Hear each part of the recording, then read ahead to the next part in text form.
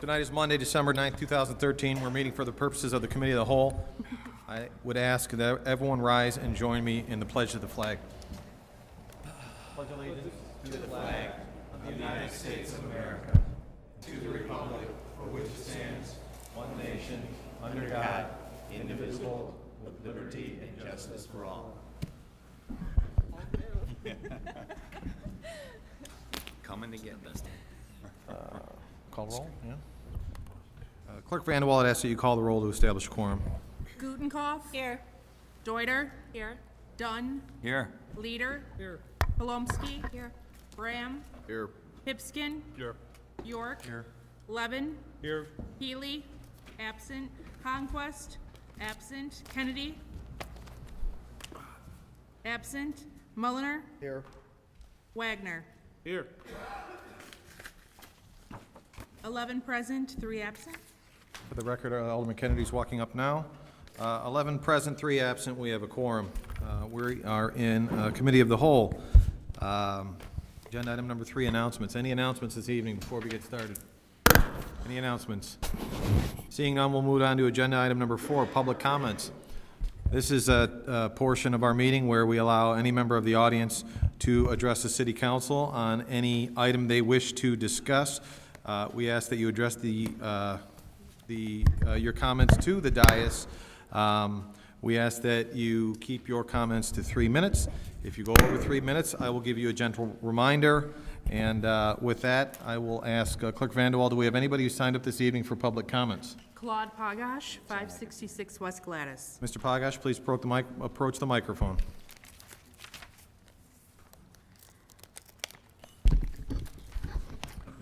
My name is Claude Pagash, 566 West Gladys.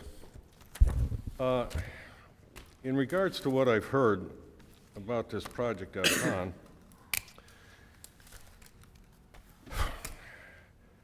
the people don't want to pay for the property. They're like $3.7 million to straighten out the land utilities. They don't want any building permits. They don't want to pay for them. They actually want to change the building codes. And that's just the beginning. Because as far as I know, nobody's handed to this council any request for changes.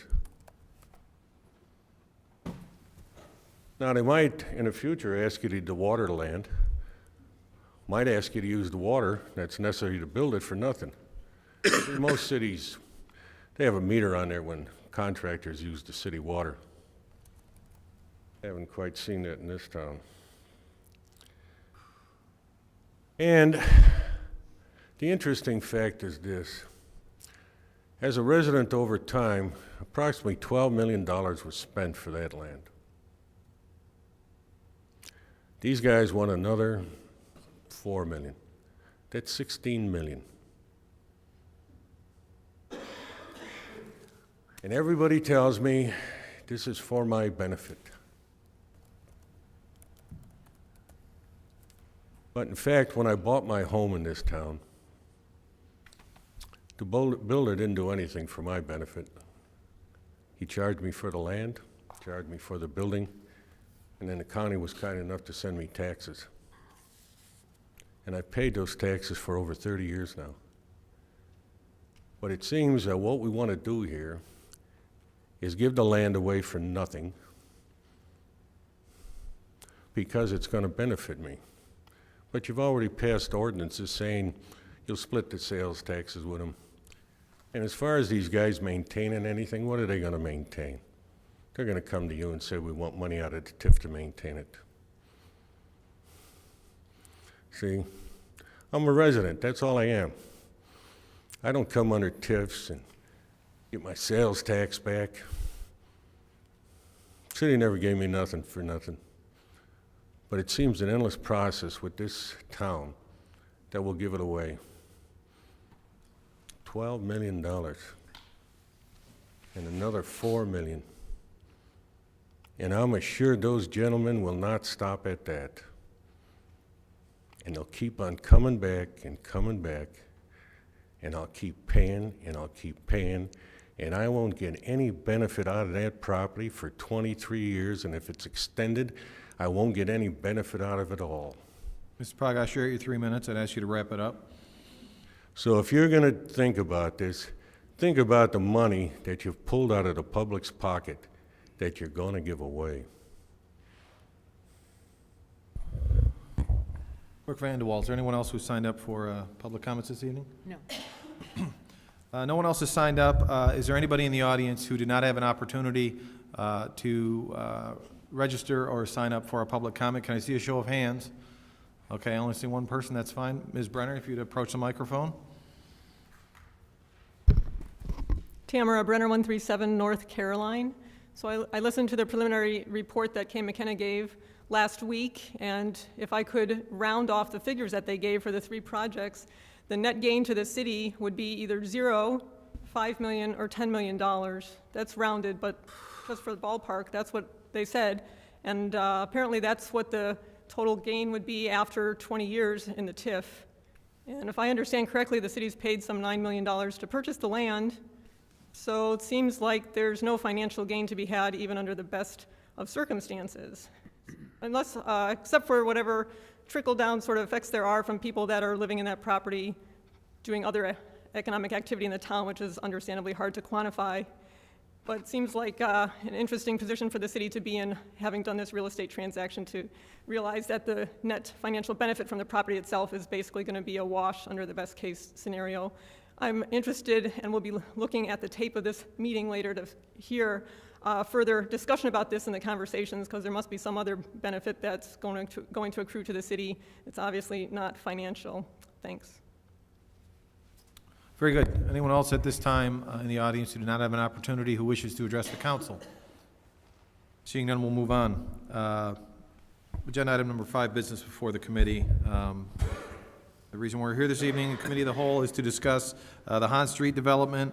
I'll remind the council and the audience that we have 2 finalists that provided their final proposals. We did have a brief summary from Kay McKenna last week. I see that Mr. Rich Licky is here to help in our conversation this evening.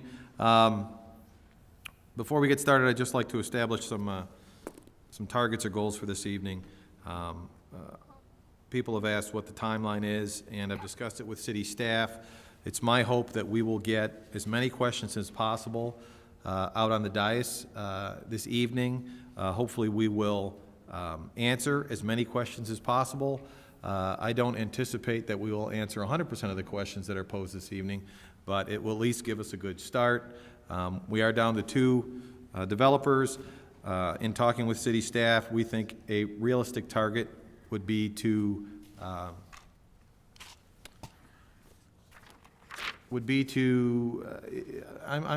going to assume that some of the information that is going to be requested of city staff and possibly the developers will not be available for next Monday evening, which is our final council meeting of the year. So in discussing it with city staff, we're targeting best case scenario that we come back in January 6th, which is a Monday, our first meeting, and hopefully have additional discussions as it relates to these proposals. If we can make a decision in that time, great. I'm not going to rush it, but certainly 2 or 3 meetings, I would say, into January, and hopefully we'll be in a position to move forward.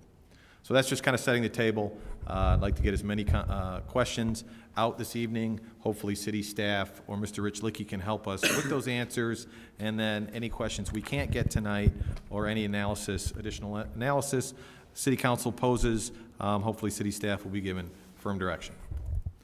So, Mr. Grabowski, anything you want to add, or do you want to jump right into questions? No, let's just jump right into it. Okay. Is there anybody who wants to kick off this evening with any questions?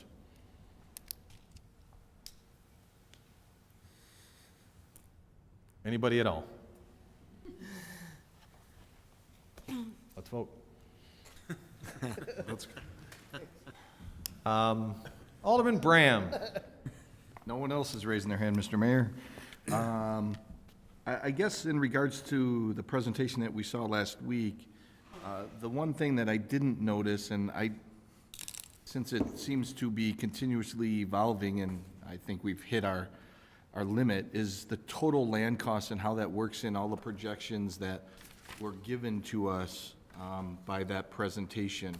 I didn't see anywhere, from my recollection, the total land cost being, I thought, 9, 10, 11 million with all the Han Street properties. And if city staff could actually clarify what that exact dollar amount is nowadays, including the Pauli property. So total cost of acquisition, what we paid for it, not current dollars, but what we paid for it at the What time. we paid for, correct, sir? Mr. Grabowski or Mr. Kopp? Including the Pauli property, $9,453,000. Say that again, please. $9,453,000. And then how does that work into the data that we have before us in regards to the net benefit to the city? I didn't see anywhere where it's stated the total cost. It states in regards to, you know, what the two developers were willing to contribute to purchasing the property if they so deemed that necessary, but I didn't see anything total cost in these equations. The analysis was done with the effects of TIF 4 only. So the land value on our cost is $1.77 million or $1.8 million for the Pauli property, which is purchased out of TIF 4 funds.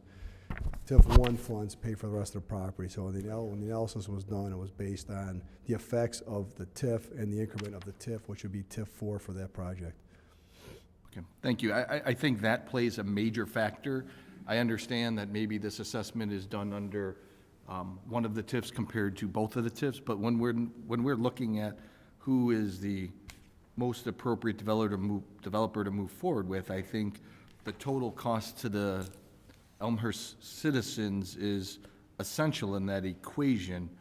To not have those dollars, I would guess somewhere around close to the 8 million mark in the calculations, seems to be, and I'm not trying to imply it was purposely done, but seems to be misleading to me and probably the public if they look at what the net benefit is to the city, because we outlaid roughly $8 million on top of what's saying in the calculations here, from my understanding. Mr. Kopp or Mr. Richlicki, on page 5 of the preliminary financial and tax revenue analysis that Kane McKenna submitted on November 7th. I just want to make sure I'm clear on what you said, Mr. Kopp. That analysis included the purchase of the Pauli property, but not property that was purchased, the remainder of the property that was purchased while it was still in TIF 1. Is that correct? That's correct. Okay. I mean, if you put in there, it would be a wash on either side of the developer. It would be the same cost for both developers. And the other issue that Right. comes into question is the true value of that property is today's market as it was compared to the time it was purchased. I would agree, it would definitely be a wash because both developers would see that benefit, but when we're talking about what we're truly paying and the economics or the financials behind both of these projects, I think it does make a difference, especially when a resident approaches me and says, you know, well, the Han Street property was redeveloped nicely, how much did you pay for it? It would be skewed if I leave off approximately $8 million worth of that cost. Because if I do a calculation, and I just erased it, but by looking at the cost, we're talking about the public benefit being primarily, and there's some other public benefits, but primarily being the public parking spaces. And if I divide, I don't know, I think it was like $7 million after what would be contributed, we're talking $70,000 per parking spot, which is significantly above what I've always been told surface parking should cost $20,000 per spot, even though in this case, we already have surface parking.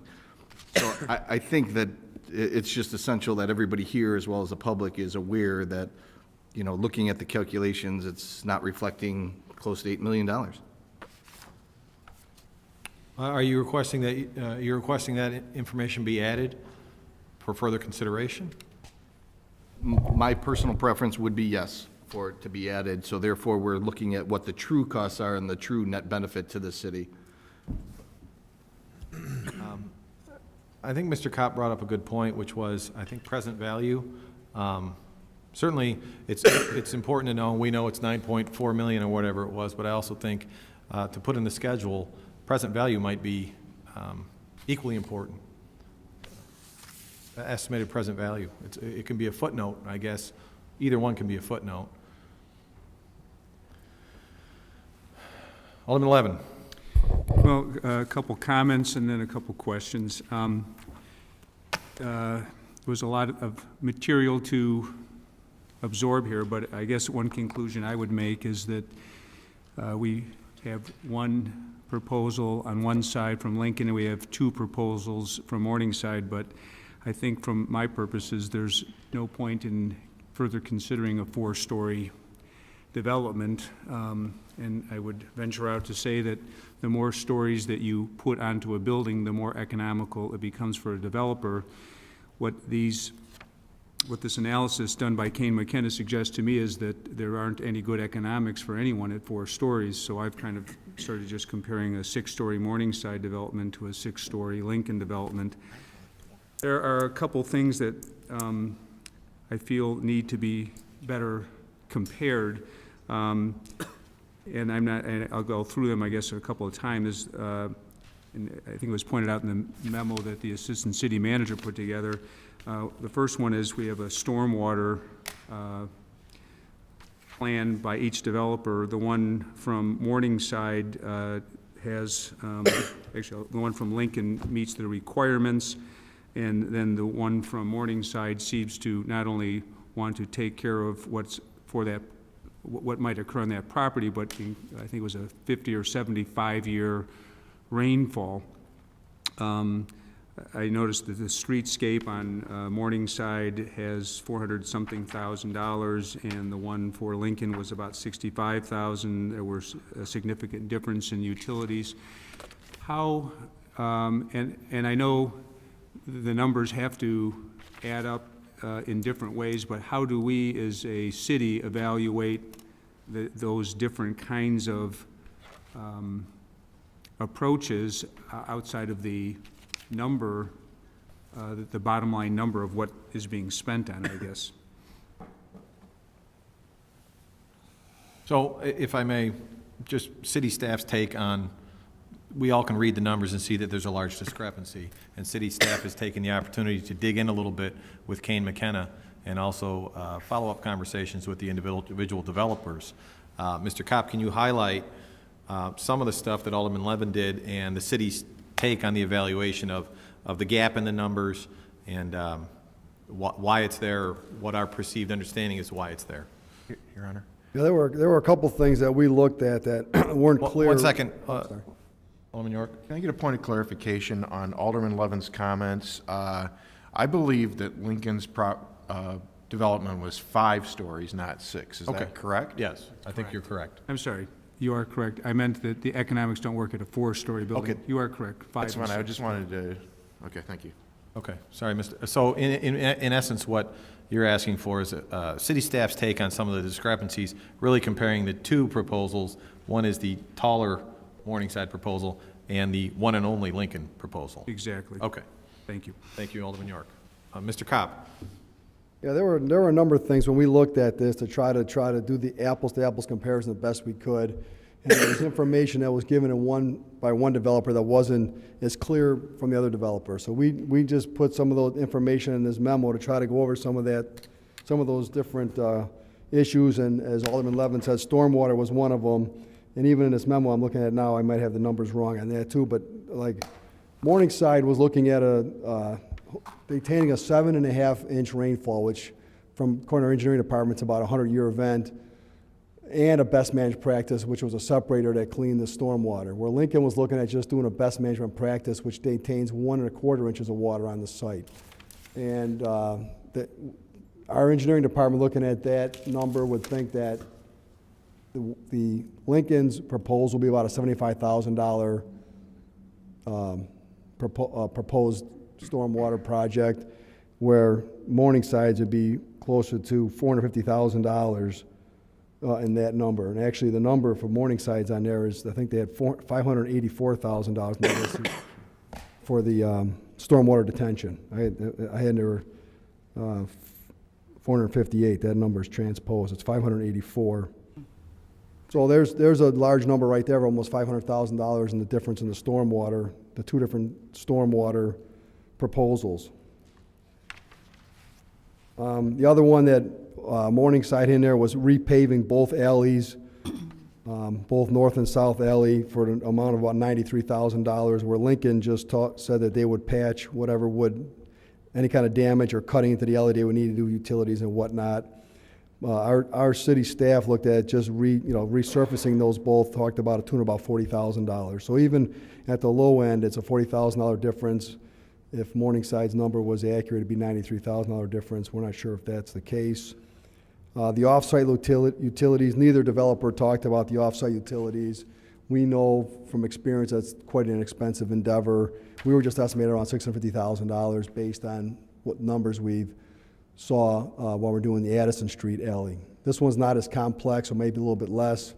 It's fees from ComEd, AT&T, cable. They all charge you for bearing those utilities. Another one that was a sort of a larger one was the on-site utilities, and that includes both relocation of the existing on-site utilities and the new project utilities. Both finalists addressed that in their construction budgets. Lincoln estimated $30,000, while Morningside estimated about $225,000. City staff and engineering department looked at it, and they estimated plus or minus $200,000. So there, again, is a $200,000 difference in the numbers between both. Streetscape, for both York Street and Addison Street, Lincoln had budgeted $65,000 in their project. Morningside budgeted $427,000. Based on other streetscape projects in the downtown, engineering department says it'd be about $440,000. So there again is about almost a $400,000 difference in the two proposals. The other one was the construction and code amendments. They both proposed to build a non-combustible, protected type construction, according to 2002 Illinois International Building Code. Currently, our code requires, it's a Type 1A amended, we call it. What they're proposing is Type 2A protected. Type 1A amended, as we amended, is that separation walls need to be masonry, floor and ceiling separations need to be masonry. We're talking about plank, masonry walls with plank construction. City staff has been looking at the building codes and we will be adopting the 2012 code. We're under the 2003 code at this time. And the recommendation from staff will probably be to amend our current code to allow a Type 2A protected construction. But there will be some amendments, not strictly what 2012 code says. 2012 code allows you to use plastic pipe, CPVC for water supply. It allows you to use armored cable rather than conduit. It allows you, what's the other one? Allows you to use aluminum wire for feeders as compared to copper. This is just my thoughts. Our recommendation to the DPZ committee will not allow armored cable, PVC, CPVC supply, and aluminum wire for various reasons, and that'll be a discussion that'll have to be had here. But there is a cost on Morningside's proposal. They're proposing that they use those three things, where Lincoln says we're going to use copper supply, we're going to use conduit, and we're going to use copper wire. There's a big number. That's a swing of over $400,000 in construction cost. So, it's trying to weigh these all out as far as which one, what's what. So, Morningside on their ledger they're doing $400,000 more in stormwater. They're doing street paving on the alleys that wasn't in Lincoln's proposal. Their on-site utilities, we think, are more accurate with the $225,000 rather than $30,000. Their streetscape, we know, is more accurate at $427,000 as compared to $65,000. You add those all up, I don't know what the number is, $800,000, $1 million. But if you go back to the building code part of it, that takes another $400,000 off of that side. So there's $500,000 there that are in the Morningside proposal that aren't in the Lincoln proposal. Now, whether Lincoln has that in their proposals, we don't see that in the discussions we've had with them. We don't see that in the numbers that we do see from them, show that they're lower than the Morningside on that part of it. The other thing, looking at the different proposals and looking with K. McKenna did their analysis on the construction of the buildings, that the finishes on the Morningside and some of the amenities are greater than they are in the Lincoln properties. To what extent, K. McKenna looked at it to be about $1 million, somewhere in the $1 million to $1.5 million on the finishes of the Morningside and amenities as compared to the Lincoln property. So is the gap as great as the gap is on that? It depends how taking the rest of that stuff into consideration, is the gap really $8 million or $5 million, or is it closer to $4 million?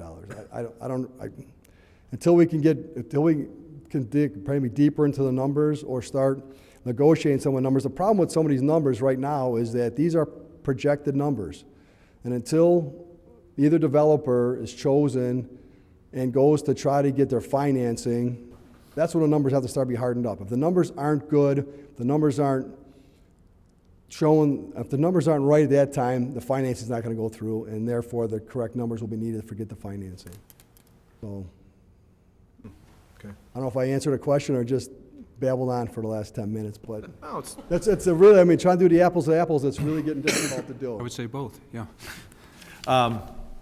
Mr. Kopp, I know you sent out this memo on the 2nd that had a lot of that information you just discussed in there. Was there additional information that you just discussed that wasn't in this memo?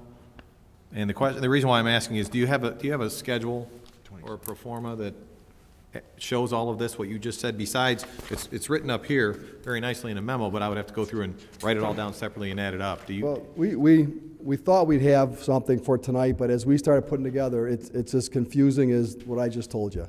And so we contemplated for quite a while today how we could present that in a manner that would be clear and understanding. And we just, at this point, we couldn't do it, to be honest with you. Okay.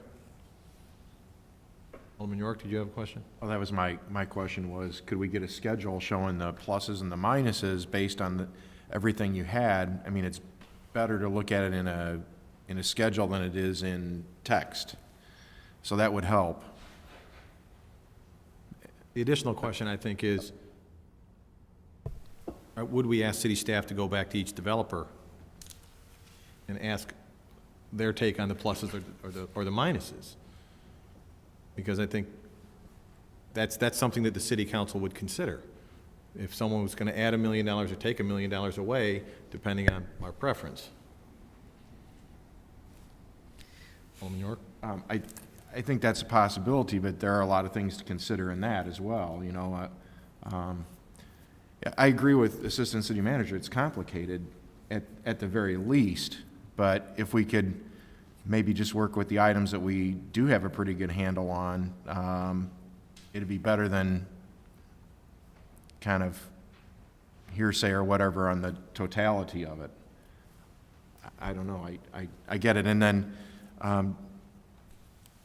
you know, in regards to Alderman Bram's concerns about the land cost, I think, you know, what you're looking at is $7.65 million that was acquired under TIF 1. So if you go and do the math on the $10 million or whatever, you know, the net benefit, if you add in the additional land cost, is in the $2 to $3 million range on the highest one we have. So that I think we should put that line item underneath the net, underneath the cost, to get it to say what the 10 million, the 5 million, and the 0 is. If we add the 7.65, it's a pretty clear answer on those three.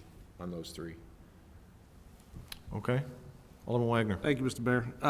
Actually, Mr. Kopp, I think the RFP, I mean, this has been going on for a couple months. The original RFP that started, that got the bids in and everything got weeded down here, I mean, it was pretty specific. It was well-written and well-produced, and I thought it was pretty specific in the types of materials and construction, the ways they do construction. I'm obviously not in construction, but is that pretty typical in a situation like this to have such a deviation? I think what happens is you put the RFP out as specific as you can, and the developer proposes a building he thinks could be successful. And, I mean, both developers and other developers have, not even that witness that I've talked to, that our type of building construction, for one, would be cost prohibitive. And this project not feasible with the finances that we're talking about. I mean, we could do it, there'd probably be a much greater TIF incentive. You know, but, I mean, they're proposing what they think is the best development for, you know, for the developer, I guess, and for the city. Alderman Gutenkopf. The off-site utility relocations that neither finalist included, do we think that there's an assumption that the TIF is going to pay for this since they're TIF-eligible costs? Yes. And we, in the analysis that Kane McKenna did, those numbers are in there in the total analysis as far as asking for TIF, on TIF requests. Those numbers are all in there. So that's included in the chart from Kane McKenna on what we think the TIF-eligible costs? Okay. And Sorry, go ahead, Alderman Gutenkopf. I'm sorry, and we think that, is that also included in the Lincoln proposal for repaving the alleys? Would we be thinking that we'd be repaving that, or are we just taking this at the patching level for their proposal versus the Morningside repaving? Right.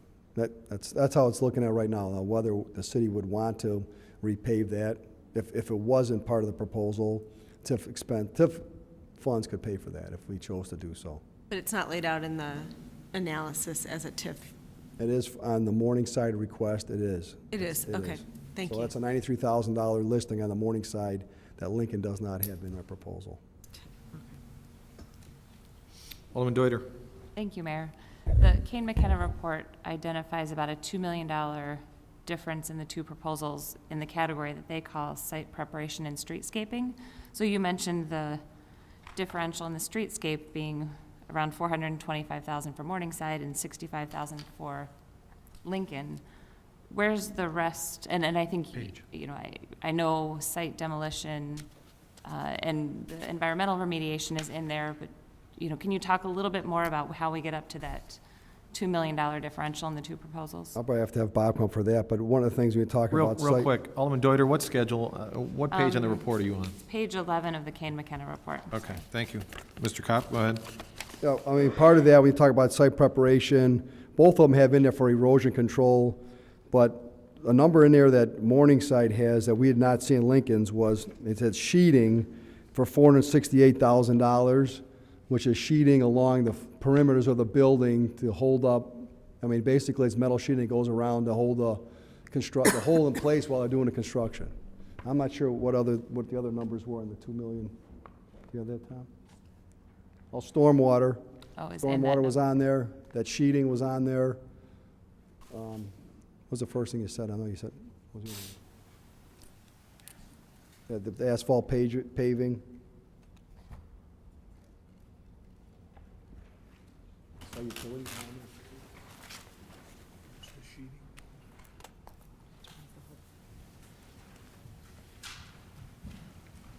Yes, the demolition, environmental remediation, streetscaping, earthwork, utility relocation, stormwater detention, and asphalt. Those were the categories that were in there. Thank you. And I could quickly go over the different numbers if you're interested in what the different, I mean, as far as a remediation, Lincoln at $315,000, Morningside at $475,000, streetscaping $65 for Lincoln, $490, is that right? $492 for Morningside, earthwork, and that was the erosion control, $25,000 on Lincoln, and Morningside had the sheeting also, which is a total of $502,000. Utility relocation, $30 on Lincoln, $225,000 on Morningside. And then the asphalt was actually $139,000 because they talked about re-asphalting the old Hahn Street also, but on the alleys alone was $93,000. Any other questions, Alderman Deuter? Not on that, no. Anyone else? Alderman Dunn. In Assistant City Manager Kopp, in the city's analysis, there were several categories where Lincoln had a lower estimate than Morningside. And I would assume during contract negotiations that the submitter would be responsible for cost overruns if they should estimate certain line items on their proposal. Would you Well, venture I think to that's guess a that would really, be the case? I mean, with either developer, I think it's a really important part of the redevelopment agreement that it's written in a means that there is no further cost for the city, that it's clear what the city's paying and what the contractor's paying for this development. And that, you know, a big part of this thing, when the developer starts doing their financing, they have to have some right to the property to be able to do that, that there's somehow in the redevelopment agreement it's written that property doesn't transfer without secured financing. Because I think once you get the secured financing, I think everybody could be fairly satisfied that the numbers are accurate. But right now, you know, it's just projected numbers, and no one's going to have to bid on anything yet. They're trying to use it on experiences of jobs they've done in the past. But when they try to get the financing, the numbers have to be good numbers. Alderman Deuter. Thank you, Mayor. Another, on that same page 11 of the Kane McKenna report, the development fee was identified as a differential. But then I think we saw something, and maybe it's in your report, Mike, or maybe we talked about it, where there is some developer fee in the Lincoln proposal. So does that differential go down if you account for whatever development fee is in Lincoln's proposal? The way that it's written in there, though, is and the mayor mentioned something about going back to developers and trying to clarify some stuff. As we start working more and more on this, Lincoln states they have a construction management / developer fee for about $1.4 million. Morningside has developer fee that's about $2.3 million, but they also have a construction management fee of $1.3 million. So that's where the differential comes in. I mean, Morningside splits out construction management and developer fee as two different fees, one at $1.3 million, one at $2.3 million, where Lincoln just says it's a construction management / developer fee of $1.4 million. So basically a difference of $2.2 million. So Lincoln does have a developer fee of 1.4 million. Well, it's also a construction management fee, though, so. The combined fee. So a Combined fee to fee. the developer. Right. A construction management fee usually goes to whoever's building the building. I'm not sure if Lincoln builds their own buildings or not, or they contract out with someone to build it. Alderman Gudenkauf. I have questions about the public parking and the fees that the city will pay for the public parking. Your memo talks about, you know, Lincoln's request of $200 per parking space, and Morningside instead is requesting parking permits. What's the dollar difference in that? And then could you talk a little bit about your comment about the city maintaining control? The comment says staff believes it's important that the city continue to have the ability to control the use of the public parking spaces. Yeah, I mean, we talked, well, Lincoln's $200 per spot, $20,000 a year. Morningside never, we don't have the details as far as how many permits they would like, but a permit's $400 a year, so I don't know what that would be on the number. They're proposing 114 parking spots, but on the parking management side, I mean, both developers, one thing I had inaccurate in that memo was Morningside plans to deed the parking back to the city after it's constructed, but they will manage it for us. And I think that we need to have a say in how we manage our public parking. We have to have employee parking up there, we have to have shopper parking up there, we have to have, you know, for the retailers. And I think it's important that we, as our total management system throughout the downtown, that we control our total management system rather than having it piecemealed where we only manage portions of it and some other buddy manages another portion of it.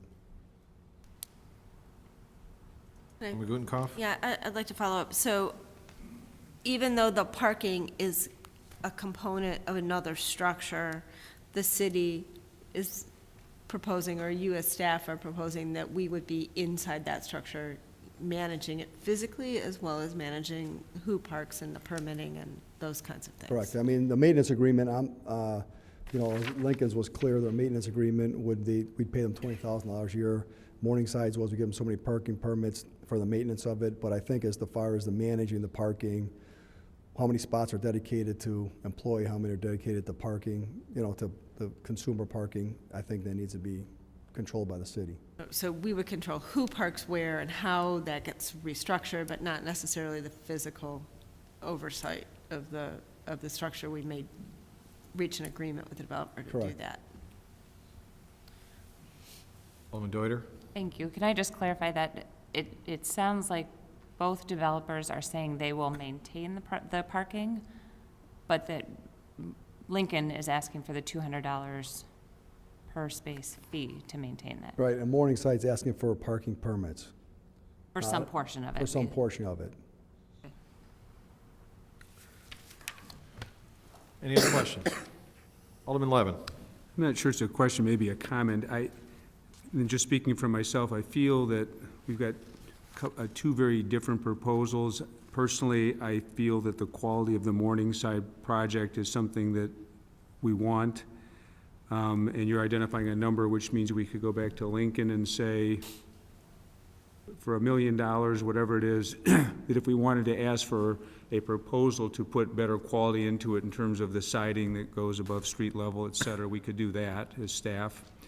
For Morningside, I think Mayor, you asked about what things are in this memo. A couple of the things, the $400,000 difference in construction under code amendments isn't in here, and the $1 million differential in quality isn't in here. So I think what we need to do is to sort of take it one step further and put together a chart that lays out each of these components and where there are cost differences to see how we can best line the proposals up, because you know there's a $5 million benefit to the city for Morningside and a $10 million for Lincoln, and yet I feel the quality of the project of Morningside is better right now. So we need to see if we can get those things lined up a little bit better and see what the real number differences are. And I don't know if that's something staff can do for us to better evaluate. I think it's a fair request. The question is, how far do we go? But I do think that we're looking at two finalist proposals, and I think it's a valid question. We don't have the schedule in front of us, but I heard Assistant City Manager Kopp say that Kane McKenna and city staff ballparks that some of the, call them attractive enhancements to the outside of the building from Morningside are running between $1 million and $1.5 million. That's a pretty big difference. And I think it would behoove the council to have that information, in that maybe city staff could benefit getting additional clarification along with Kane McKenna. In addition, is that something that city staff, that the council would want to consider, like you proposed, Alderman Levin, which is, hey, I like this guy's stormwater management. Would you, if I asked you to do that stormwater management, would you consider it? Or would you consider maybe wrapping your building a little different? I think those are fair questions when we're talking about a $40 million project. Alderman Plumsky, then I'll go to Alderman Mulliner. Thanks, Mr. Mayor. I agree with Alderman Levin. I see two very outstanding plans, but very different. One appears to be a much better value, but in my opinion, the other one is superior in design.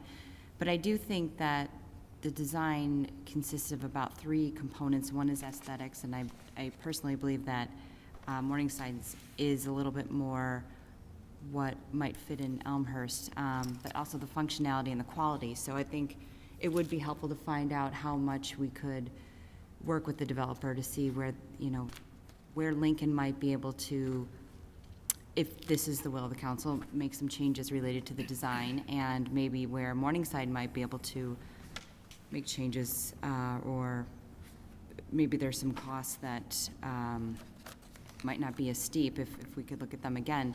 There's one part, though, that we talked about preliminarily, but we've not seen in some more detailed reports, and I don't know how much this could be shared with us.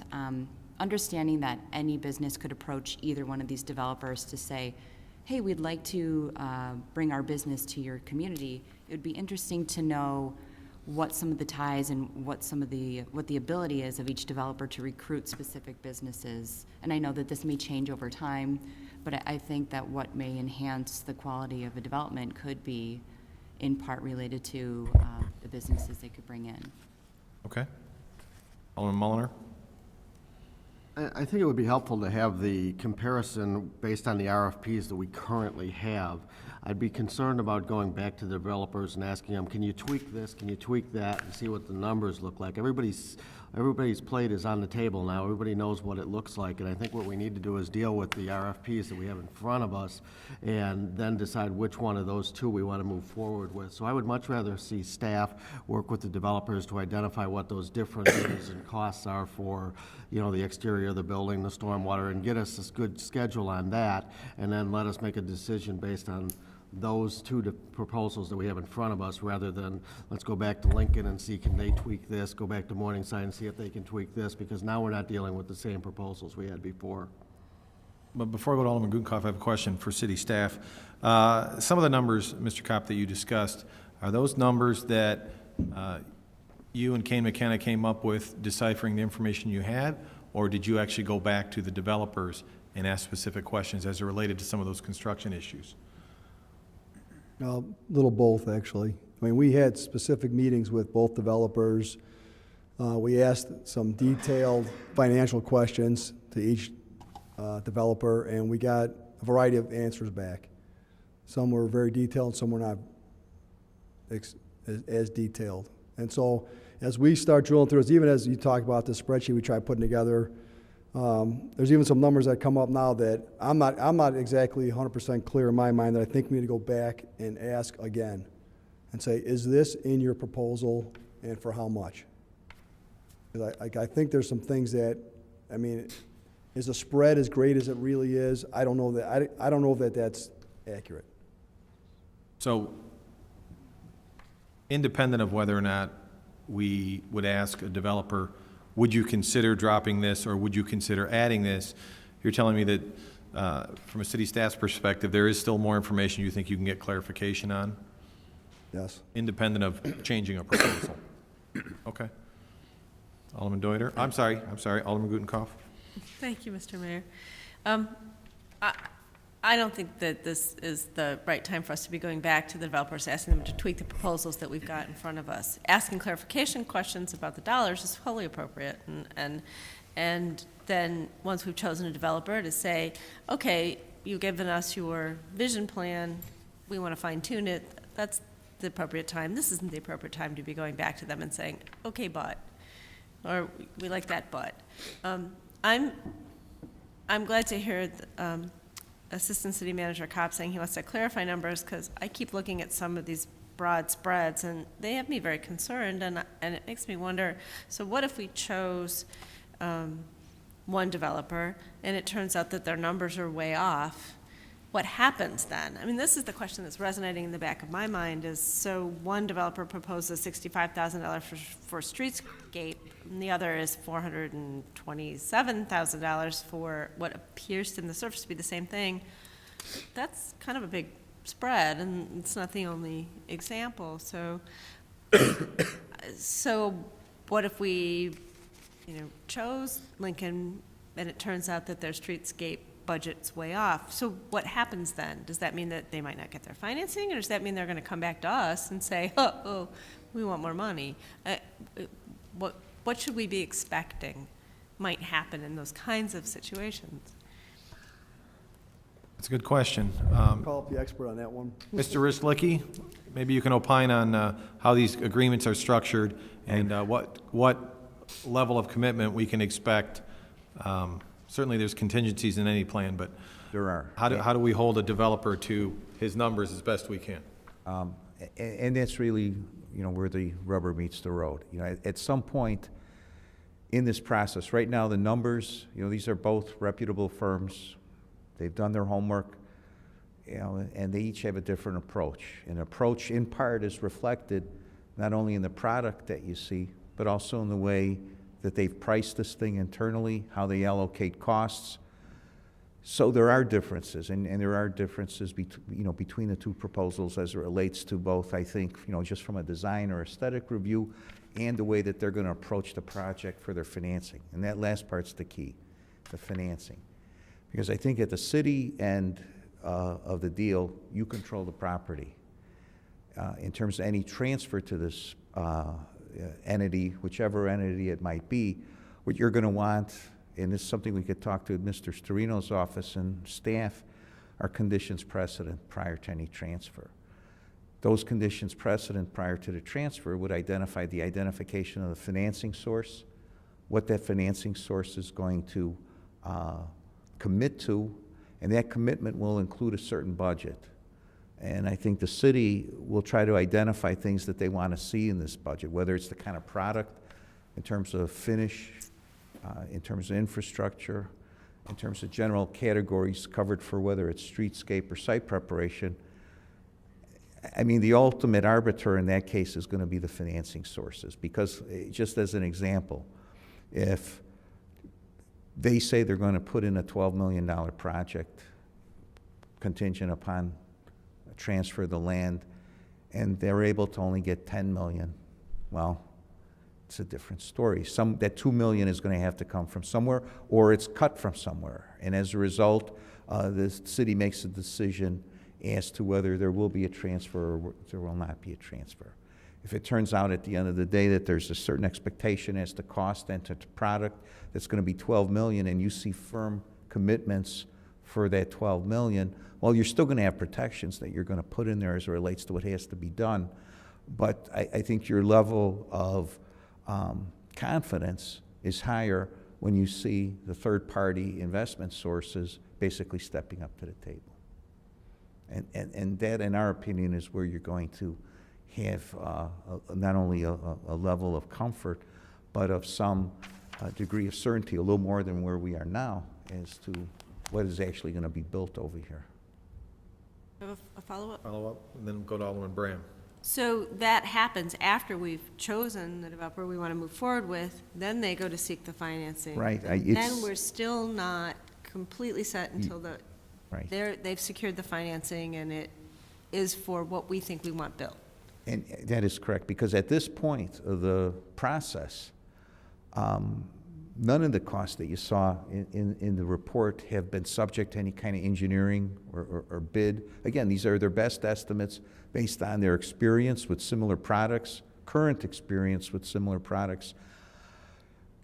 The financing sources, again, in terms of what their carry costs are identified, in terms of what the terms would be, are identified on their best guess right now. They don't have a sign.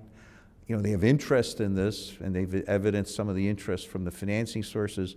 When we put together our analysis, we looked at general market ranges for what this would cost in terms of the market, what kind of schedule you would have, but it's not the final deal at this point. I think what you have at this point are two professionals, again, as it relates to different approach, maybe one a little more aggressive in some regards, maybe one a little more conservative in others, a different product as it relates to not only the look, but what they're identifying for the site, not only in terms of how many stories, but finish. And from the city's review, I mean, again, in terms of what you had in your RFP, in terms of identifying what your criteria are, that's where it's going to come down to. But will there be final certainty at this point? Again, in our professional opinion, you're not going to have it, to be honest with you. It's just, and in fairness too, it's not just a matter of honesty, but in terms of fairness. Because in order to engage that kind of cost, each of these groups, whoever is selected, has to have control of the property. Whether it's through an option from the city, which the conditions precedent would say, subject to A, B, and C, which are normal business or enterprise terms that can be dealt with by the private sector. But we're not there yet. Alderman Bram? Actually, Mr. Mayor, Alderman Gutenkopf's follow-up was the question I was going to ask, and I think it was answered already, so. Alderman Deuter, then I'll go to Alderman York. Thank you, Mayor. I had a follow-up to this as well. I think somewhere in your report it talks about if the costs end up being higher than the current estimates, that it may affect their ability to secure Yes. financing, because they're both kind of bumping up against They're- some limit? That's absolutely correct. As we understand it, in terms of the current market, there are certain threshold returns, and the projects appear, again, in terms of their assessment of the rental levels and the market, and their assessment generally of the cost to build this thing, appear to be with in-market ranges. But, a large swing on cost could impact each project's ability to be financeable. And, that's something that you have to take into consideration as well. In terms of what else is needed, from the city's end, it's going, if it results, for example, on the building code, if they're required to do something over and above what they're proposing, that would have a direct impact on cost. And then they would have to make an assessment as to whether that is financeable from their end, in terms of their construction lender interest or equity. Alderman York. Thank you, Your Honor. From my perspective, I think what we have here is we have two really good companies, two really good developers and builders, and I think we've got two really good projects that are worthy of consideration here. But I kind of think we're at the point, and we've paid a consultant to lay out these charts that we're looking at here with, what the net benefit to the city is, and we have to take that, I think, to a certain degree, is what we've asked for. We've asked for an outside independent opinion on how this project is going to impact the community. So from my perspective, I think we need to try and, as quickly as we can, make a decision on which developer we want to work with, make that decision, and then I think we need to start the negotiations as far as, do we want additional stormwater? Do we want less stormwater management? Do we want, nicer looking cornices on the corner of this building, or what have you? But I think we just need to kind of cut to the chase and get this thing to the point where we can start getting into the financial markets and seeing what kind of appetite there is for this project, what the actual costs are going to be, and if it's feasible. And I did have one follow-up question. As far as like surety bonding, when does the surety bonding take place? Is that after the financing is obtained and construction costs are more known? That usually, if it is required, and some folks either, it may be required or may not be required, that would be part of the loan commitment as it relates to how is the loan secured or guaranteed. In your experience, what percentage of these projects have surety bonds that go along with them? Oh, I got to tell you, it's been a very thin level of experience the last 4 or 5 years, but most of them do not, from what I've seen. Thank you. Alderman Levin. It's sort of a follow-up, and I do agree we have a comfort level that we have two proposals from developers that have track records that give us the ability to be a little bit secure in that they know what they're doing. But I did note that Morningside's proposal identified construction sources, including some mezzanine construction loans and senior construction loans. And unless I missed it, I don't think that Lincoln identified its source of funding. And is it important for us to compare the sources of funding? And again, we did request, and this was not in the meeting, but in a separate email, and Lincoln had identified, and we could confirm this with them when we follow up on some of these clarification, they had confirmed their cost of construction financing and the interim cost, and it did not include the mezzanine financing component based on what they showed us. So they won't be using any mezzanine financing? You got to remember, at this juncture, Okay. Based on the estimate, that's life as we know it today. Thank you. Alderman Deuter. Thank you, Mayor. I'm fairly certain that neither project will end up where it is today. I think the two finalists have chosen different hooks and established opposite starting points for the negotiations. I think that Lincoln's hook is the economics of their project, and I think Morningside's hook is their design. My sense is that the cost of Lincoln's proposal will inevitably increase to meet our expectations and our standards. possibly account for any low-cost estimates. And I imagine that the negotiations with Lincoln, if they were selected, will identify a variety of items that the city asks or requires them to include that will have to increase the cost of the project. And I would imagine that that would likely be at the city's expense. On the other hand, I think Morningside gave us everything we asked for and more regarding the design. And I think the development has the correspondingly high price tag. I would think that if we were to enter into negotiations with Morningside, we'd be largely focused on reducing the city's cost, and in some cases that might mean paring back some of the features of the development. I think we have a different starting point with each developer, but that said, I think it would be easier for staff and city council to work with the developer to get the numbers where we want them to be than to get a design where we need it to be or want it to be. And I think the design is really important. Okay. Time check, it's about 10:25. I certainly have a list of what we've asked staff to follow up on. I'd like to wrap it up, I think, in the next 10 minutes before we carry on to our next meeting, 10:30 or so.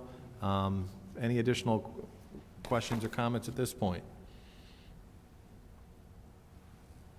Here's what I've heard. One specific request, did you have a comment, Mr. Gray? One specific request from Alderman Bram that we be provided with some sort of a schedule that shows the full cost of the land, not just split out between we paid for it with the old TIF and this with the new TIF. So that's something that I think we're asking for. And then what I heard from Assistant City Manager Kopp is that as he continues to try to get us the best information possible, and the way I look at it is, I know that Assistant City Manager Kopp and Kane McKenna are continuing to work with the numbers to provide us with the best apples-to-apples comparison when possible, but also to tell us when it's an apples-to-oranges comparison, and that's just the difference between the proposals. But I did hear Assistant City Manager Kopp say that he would benefit, I assume it's him along with Kane McKenna, to go back to each developer and to further clarify. I know some of the stuff was clarified in previous meetings, but some of the discrepancies have not been clarified in terms of, hey, is this really what you meant, or is this really what you're providing? And as a, with projects ranging between $48 and $58 million, give or take, I certainly think the more information, the better. So I think there's at least two things. One's a much larger ask. I understand that some aldermen have asked for maybe asking the developers, would they change things? I'm not seeing here a consensus on that. I think that's something that we would do in negotiation more than likely. I think Alderman Deuter summed it up pretty well. We have two great proposals, and we're fortunate to have them. I think that's enough information. What I'd prefer not to do is have a meeting next week with only half the answers. I think what we're asking Mike Kopp to do, along with Kane McKenna, and schedule time with both developers to get more information, can't happen by the 16th. So I think the instruction to city staff is let's target January 6th. That's our first Monday. We'll do full council and target to do committee of the whole afterwards. If between now and, January 1st or 2nd, city staff says they're waiting for two big pieces of information or don't have the information we need, then we'll cross that bridge when we get to it and push the meeting out a week or so. But that's what I'm hearing this evening. Does that sound pretty good to everybody? Any other questions or comments before we wrap it up? Seeing none, I'll ask for a motion to adjourn. Alderman York, second by Alderman Levin. All Favor. in favor say aye. Aye. Everyone wants to go to bed? Aye.